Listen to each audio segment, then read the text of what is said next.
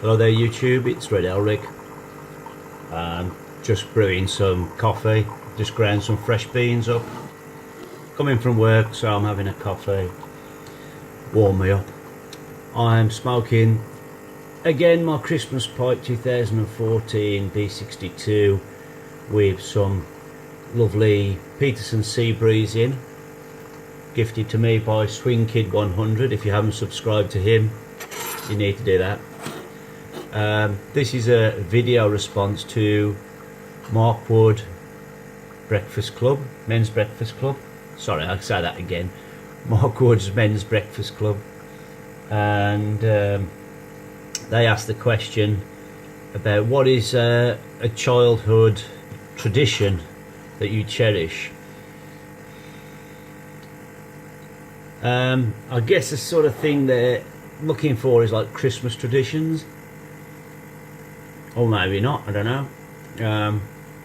I suppose it could be any childhood tradition that you cherish. One of the things that sticks out in my mind as an annual thing that we used to do was going to see the illuminations.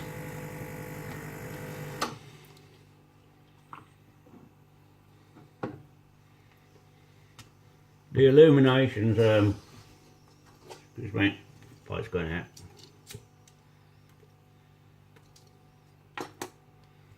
Pull this forward.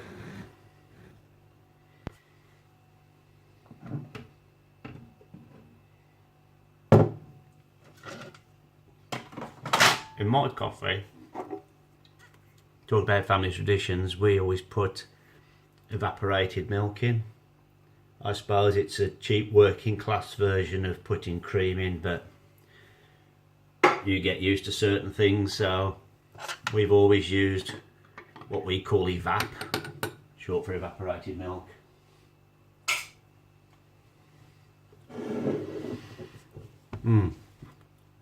I'll get down here. That's better. Yeah, so the illuminations, it's the kind of thing that we don't really have anything like a lot of the theme parks and things like that that they have in the States and Canada. We don't have a Disney World or anything like that, really. We've got small scale sort of theme parks, but that wasn't really a thing so much when I was growing up. So the big thing for us was going to see the illuminations. One of the ones that still goes on, the biggest one I guess would be Blackpool illuminations, which all down the street there would be these big features along the side of the road which are lit up. You can Google it, it still goes on. You can Google Blackpool illuminations and you see the kind of thing. And what we would do is we'd drive to Blackpool, which is a seaside town. Probably go in the day and have a day there, and go to the pleasure beach, which is sort of like a mini sort of theme park where there's rides, little roller coasters. I mean, when I went to Canada when I was about, I think I went when I was 9, and then I went again when I was about 13 to visit my brother who was living there. And I went to, I think it was Hanna-Barana, I think it was called Hanna-Barana, Canada's Wonderland. And I saw real roller coasters there, which were like 2 or 3 times the size of the roller coasters that they have at Blackpool.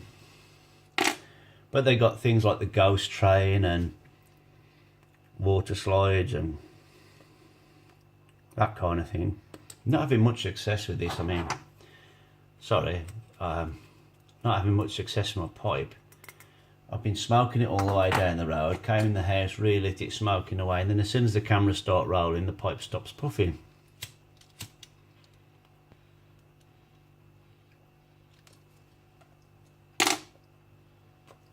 Back to the subject. Yeah, so we'd have a day at the beach, perhaps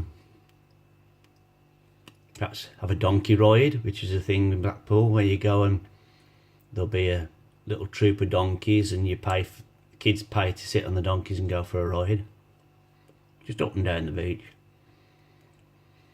Probably have fish and chips at the seaside. But I tell you one thing, probably anybody in the States probably wouldn't know, and probably a lot of people actually, people always say that fish and chips taste better at the seaside. It doesn't. Not particularly if you're in a touristy place, because they don't rely on return trade. If you go to a tourist spot and you buy fish and chips, it'll be, they're selling a fast turnover. So the fish will be some cheap, crappy fish. The chips will be like just fries. It's when you go out of the towns where people rely, the fish and chip shops rely on local trade, they rely on people coming back to them because they're the best.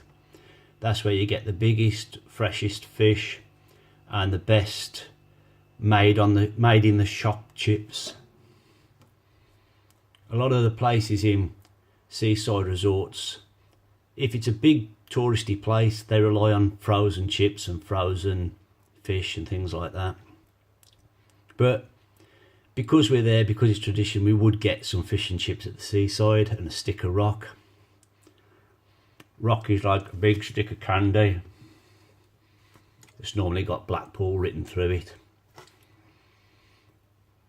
And now when it got dark and the illuminations come on, what we'd normally do is walk down what they call the Golden Mile, which is, I think it's probably a lot further than a mile.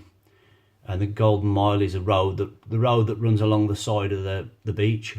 We'd walk down there and all the illuminations would be on. And this happens normally in the autumn, or the fall as they say in the States. So it's when it's getting dark early and they put all these big illuminations on. And yeah, it'd be all different flashing coloured lights. I suppose the closest thing that we've got here to Las Vegas lights. And we'd walk all the way down and then we'd get in our car and we'd drive all the way back. And for a kid, it was great. I don't know, it's one of those things that just, it's exciting to children to see the illuminations. And then when we wasn't doing that, if we wasn't doing that, or as well as doing that, we would go to what was called the Walsall Arboretum, which is close to a town close to where I live, Walsall, and they had a place called the Arboretum, the big park where there's walks all through the park and little artificial streams and bridges and things like that. And they would have their own version of the illuminations there, and that was something which for a child was quite magical. It's like fairyland. You're walking through this park at night, everything's dark, but there's all twinkling lights and characters lit up and things like that. And I think they stopped doing that in Walsall. I'm not sure if they still do, but there'd be a little fair there. But mostly we went for the illuminations, and we've done that since with our kids. And now there's more sort of vendors selling little laser pens and things that kids wear on their heads with flashing lights and glow bands and things like that. But it was something we looked forward to every year when autumn came round. So that's my video response to Markwood Men's Breakfast Club. Thank you very much, guys. Red Elric out.